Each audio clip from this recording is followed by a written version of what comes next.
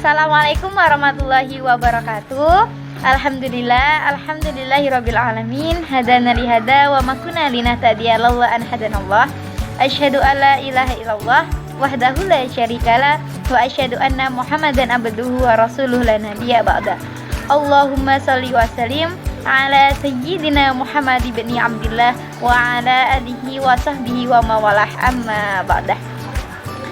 Selamat pagi, selamat malam, selamat sore bagi teman-teman semua. Semoga kalian dimanapun kalian berada di dalam lindungan Allah Subhanahu wa Ta'ala. Amin ya Rabbal Alamin. Baik, di sini dengan saya Gelarisa dengan MPM 2011060070. Di sini saya akan mempresentasikan hasil kerja saya. Yang pertama, membaca Al-Qur'an. Al-Qur'an adalah satu-satunya kitab yang akan terjaga kemurniannya hingga akhir yaumil kiamah nanti. Seperti yang telah dijelaskan di dalam Al-Qur'an, yang artinya sesungguhnya kami lah yang menurunkan Al-Qur'an dan sesungguhnya kami benar-benar memeliharanya. Quran Surat Al-Hijr surat ke-15 ayat 9. Mengapa kita wajib membaca Al-Qur'an? Karena Al-Qur'an itu adalah pedoman hidup kita, dan membaca Al-Qur'an itu akan mendatangkan banyak pahala yang dijanjikan oleh Allah Subhanahu wa Ta'ala, seperti yang tercantum dalam sebuah hadis. Karena keterbatasan ilmu saya di sini akan membacakan sebuah hadis yang artinya dari Abdullah bin Mas'ud radhiyallahu anhu berkata, Rasulullah shallallahu alaihi wasallam bersabda, siapa yang membaca satu huruf dari Al-Qur'an, maka baginya satu kebaikan dengan bacaan tersebut. Satu kebaikan dilipatkan menjadi 10 kebaikan.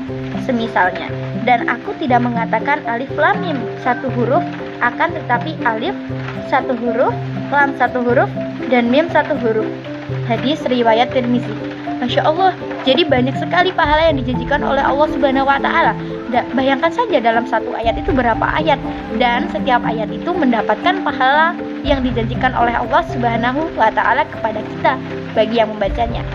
Jangankan membacanya, ketika ada orang yang mendengarkan bacaan Al-Qur'an, maka ia juga akan mendapatkan ganjaran dari Allah Subhanahu wa Ta'ala. Jadi jangan sia-siakan kesempatan untuk mendekatkan diri kepada Allah Subhanahu wa Ta'ala. Yang kedua, saya akan menjelaskan tentang ilmu tajwid.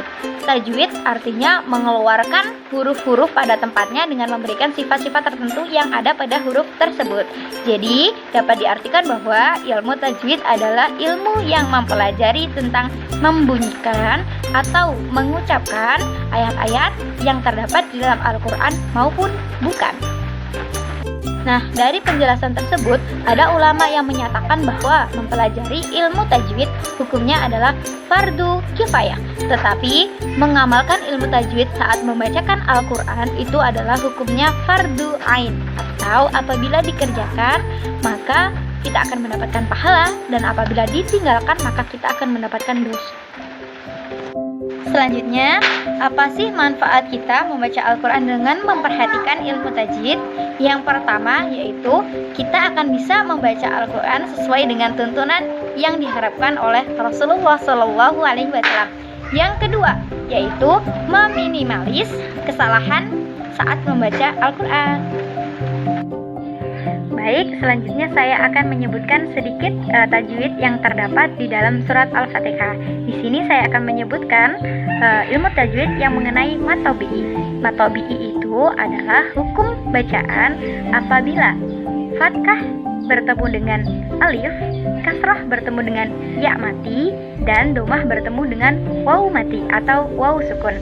Nah, di sini terdapat di surat Al-Fatihah juga terkandung matobi'i. Bisa dilihat. Yang saya garis bawah itu adalah matobi'i. Ada di ayat kedua, yang pertama yaitu Alhamdulillahirabbil alamin. Di huruf ain itu terdapat fathah yang berdiri. Fathah yang berdiri itu juga termasuk matobi'i. Bagaimana cara membacanya? Ditahan 2 kali ketukan atau ditahan selama 1 alif. Yang kedua, ada di ayat ketiga. Ar-Rahman mim di Ar-Rahma di ayat ketiga ini juga menggunakan tanda baca fathah berdiri, jadi disebut dengan juga matobi'i. Yang ketiga ada di surat ada di ayat kelima, iya. Nah, iya, ya itu tanda bacanya yaitu fathah bertemu dengan alif, disebut dengan matobi'i. Terus selanjutnya di ayat selanjutnya itu siratal lazina an'amta 'alaihim. Ayat ke-7 atau ayat terakhir. Siratal lazi, zal di sini adalah kasroh yang bertemu dengan ya mati, maka membacanya ditahan 2 kali ketukan atau 1 alif, disebut dengan matobi'i. Terima kasih. Sekian presentasi yang dapat saya sampaikan. Apabila ada kesalahannya saya mohon maaf, dan kepada Allah saya mohon ampun. Marilah konten ini kita tutup dengan doa kafaratul majlis dan mengucapkan hamdalah. Subhanaka Allahumma wa bihamdika asyhadu alla ilaha illa anta astaghfiruka wa atubu ilaik. Alhamdulillahirabbil alamin. Assalamualaikum warahmatullahi wabarakatuh.